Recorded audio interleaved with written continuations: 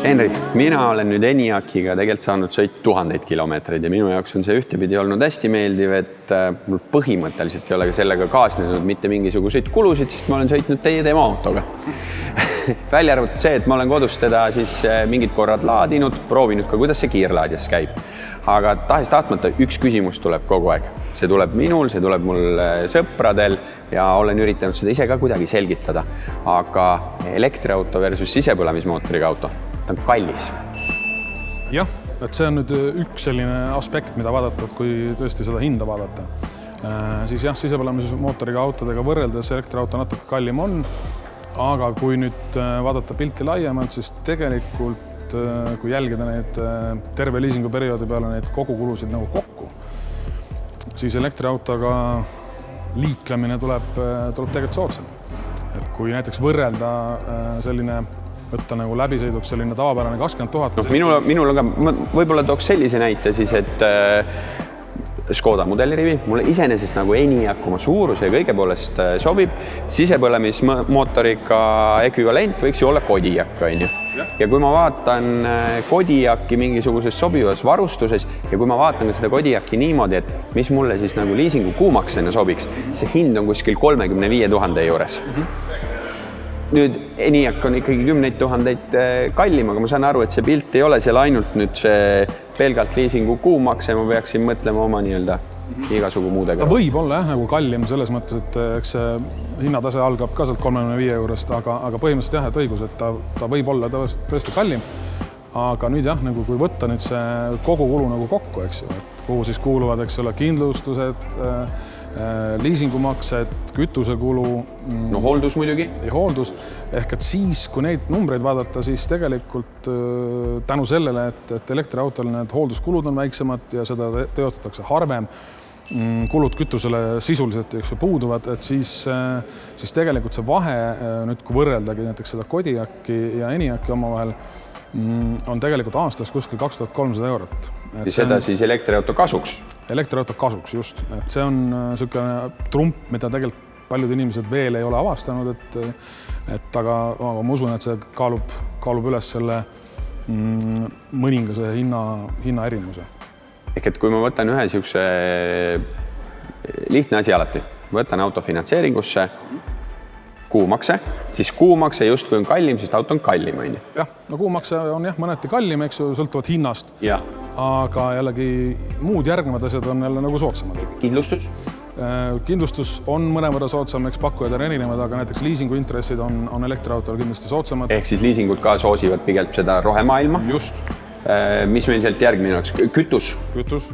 Et jällegi, et sisepõlemismootoriga auto puhul igas kuus see moodustab ikkagi päris suure osa, eks ole, ükskõik siis kas pere-eelarvest. Kui me võtame siukse arvutuse siia korraks, et liitrit 100 kilomeetrile, ma ei tea, 6-8 liitrit 100 kilomeetrile, see on ikkagi üle 10 euro nii-öelda 100 kilomeetrile.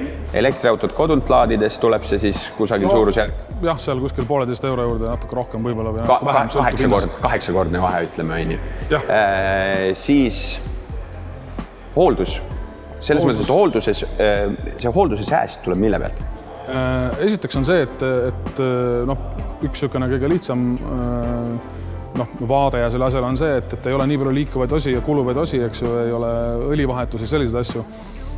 Kui ei ole õli, siis ei ole ka filtreid ja kõike seda asja. Just, et seal küll salongiõhufiltrid on ja sellised asjad, aga jällegi, et need asjad, mis seda hinda nagu tavahoolduse puhul kergitavad, selle autol ei ole, et kui vaadata, et 2 aasta takka, kui seda hooldust tuleb teha, on siis hind kuskil circa 200 eurot.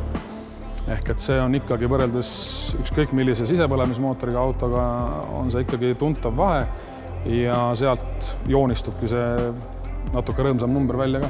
Ehk kui sa oled selline keskpärane autokasutaja, 20 000 aastas, kui sulle see elektriauto range täna, mina panin proovile, 420 kilomeetrit sõitsin taga ära, on ju.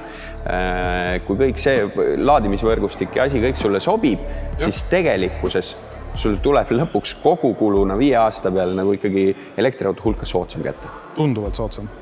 et jah, see vahe on jah selles, et eks see üks asi on see rahaline pool, teine asi on just see, et kuidas see auto iseenesest sobib, aga noh, sellega on jälle see, et seda tuleb proovida ja katsetada, et ma usun, et kui vanasti olid elektriautod niimoodi, et sa linnapildis said kohe aru, et ta oli nagu teistsugune ja selline natuke võib-olla selline, noh, mitte just kõigile silma järgi, eks ju, et siis praegu on see, et nad on hästi sarnased juba nagu tavaautodega nii-öelda ja see vahe on selline varjatum, et rahakotis on seda vahet rohkem tunda, jah.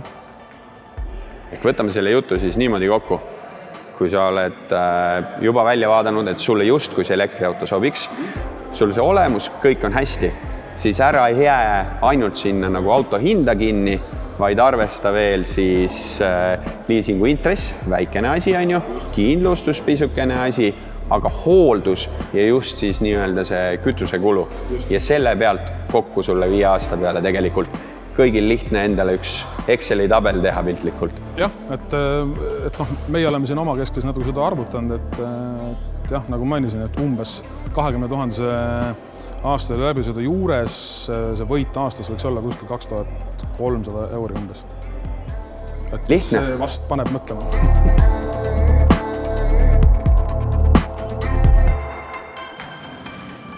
Kui sa kuuled seda heli, siis on sinu lähedal Škoda Enyaq, uus Škoda elektriauto.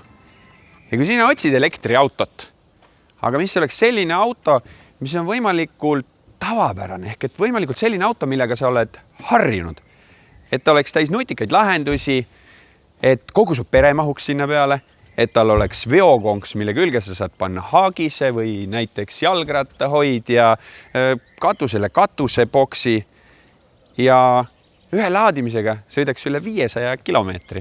Siis ma arvan, et õige vastus on see, mis on minu selja taga. Škoda Enyaq IV.